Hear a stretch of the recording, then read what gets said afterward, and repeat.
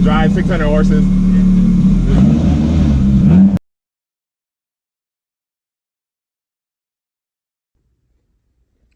Top of the afternoon, we're back. We're gonna start off with a little fabrication, change the pace here.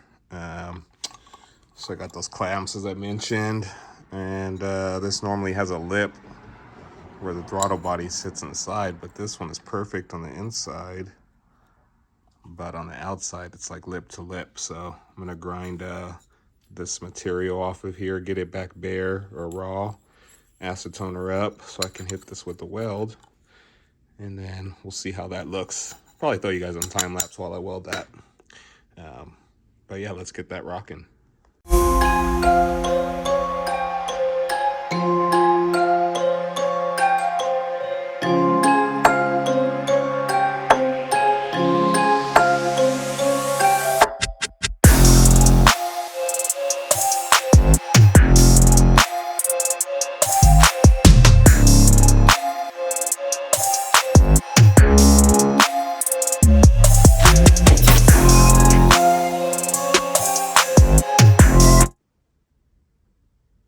Okay, mind you, I am not a welder. I just started welding.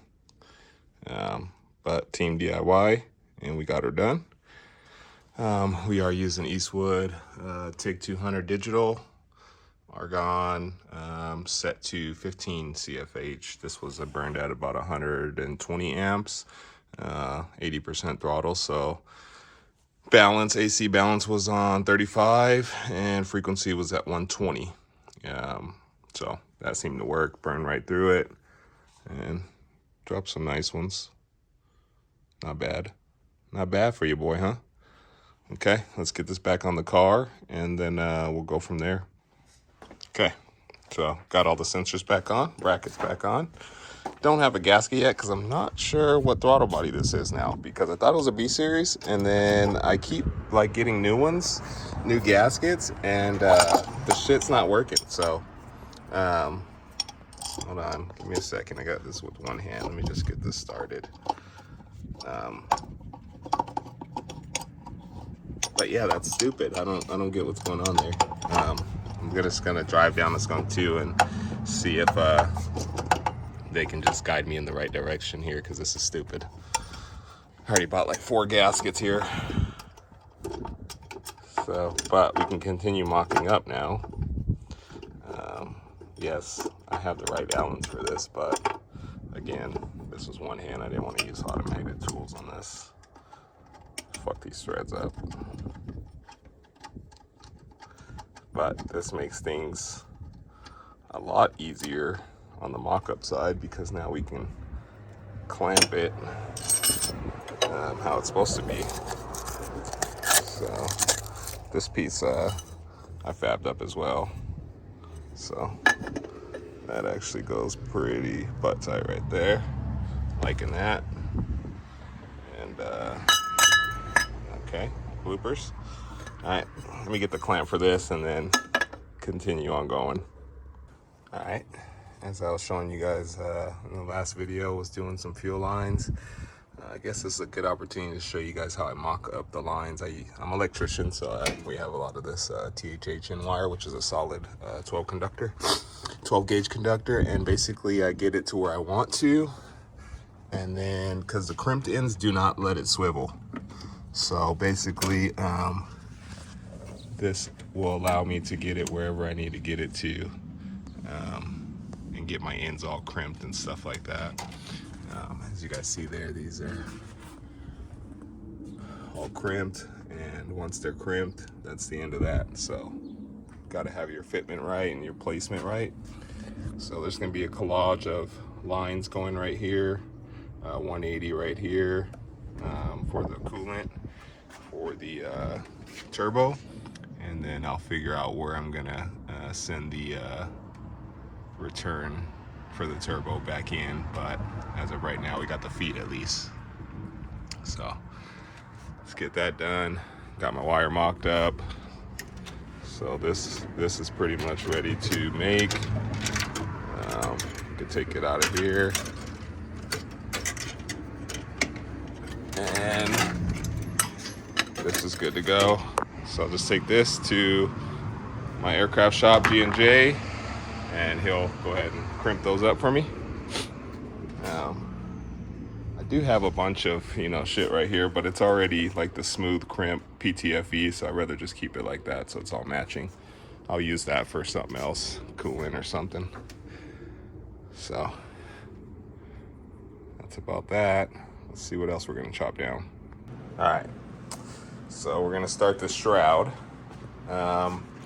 I only want it to come off the radiator maybe 3/4 of an inch max from the core to the face. So that being said, we measure 3/4 more over from the measurement we need. So I don't have the tripod set up, so this is going to be kind of tricky, but I will show you guys a couple steps in process and then show you guys how I'm going to mark it all up. So got my scriber, go straight edge, level there, but it does have measurements on it, so that should get us where we need to be. The radiator is 24 inches, 23.5 technically, from the end of the core to the end of the core, so that should be perfect enough to do what we need to do. That being said, let me just measure that real quick. Okay, no, so we will be going this way then. Alrighty, so first I will measure 3/4 from the edge, 0, and then my 23.5, and then 3/4, or I can add the 23.5, 3/4, not that hard. But I don't have that much here. I do have a measuring tape, but I like it with this because it's just more consistent and straight, and you can get things more to a T as far as the lines are concerned. Where you cut at, I always cut depending right side of the line. So I measure my line exact where I need it to be, and then I'll cut that side of it. So yeah, let me get this marked up real quick, and then we'll go from there. All right, so here it is. We got 28 inches of radiator core, and mind you, this is stock RSX dimensions. So this is not like some custom radiator or anything, so these dimensions will work for any radiator if you want to make your own shroud. 13.25 from here to here. That line's messed up because I forgot the 3/4, but, and then 3/4 bend over. I'll cut this off, that's something else. And then we have center of the 28, so 14. And then we have center of that basically 1 inch and 1 inch from center, 1 inch from the edge, gets me center. We're running 11-inch spout fans. So if I drill there center, I'm actually not gonna drill that. I'm gonna use a protractor or whatever the hell they're called, and give me a perfect circle. And yeah, that's what we're gonna rock and roll with. All right, so to make the mounts for the shroud, I'm gonna go ahead and use this 1/8 inch flat stock there, aluminum. And then, let's see, it's a little too wide for my liking, so probably go something, just take a little bit of that off, so that makes it even, to split it down the middle. The whole tab on the radiator is roughly 1/2 inch from the edge. So I'm trying to get this to line up there, and then I'll bend it up to mount to the radiator shroud, the fan shroud. So that tab is 1.25 inches long. So that's where we'll put our bend at. The shroud I'm gonna take to my buddy's shop and bend up over there because he has, like, all the fancy dancy brakes and stuff. I'm just working here off the Harbor Freight, so I really don't have that type of equipment to do so. So I'm not going to record that just because I'm not sure if he's cool with me recording while we're at his shop of place of business. So don't want to make that awkward. Don't want to ruin it for next time. So bend the shroud up. I'll make all the tabs and stuff here, and then yeah, we'll get it all done, get it on the car, and we'll go from there. But right now my time lapse to me bending this up and the Harbor Freight brake.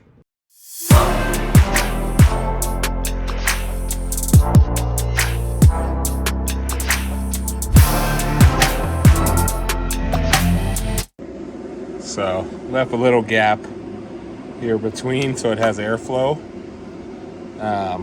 But yeah, I fucking mounted these tabs and fucked them up, so somehow that got messed up.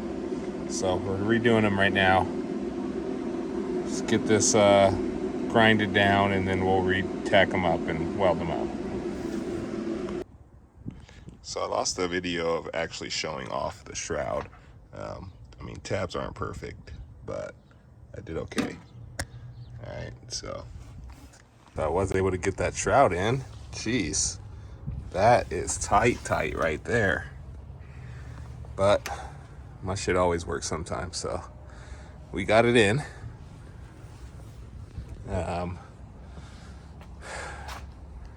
Got to do something with the clamps. I had to move the clamps, the cables for the clutch, so I'm gonna move those right now. So we got the clutch lines rerouted down there for the hydro throwout bearing out of the way. I could probably put them back, but I'd rather not, so we're good there. But yeah, I think that's gonna close us out. These are some cheap fans that I had. I have spouts coming, so I think they're a little bit slimmer because it said 1 inch total. So this is like 1.25 inches, if not 1.5 inches from here to there. So I should lose a couple more inches there, or at least 1 inch at least a good, you know, I don't know what I'll lose, but should be slimmer than that. So yeah, this is wrapped up. I think we're gonna close this video out, man. Make sure you guys like, subscribe, share the video. KRV's coming out nice, man. We're about to get it in. We out.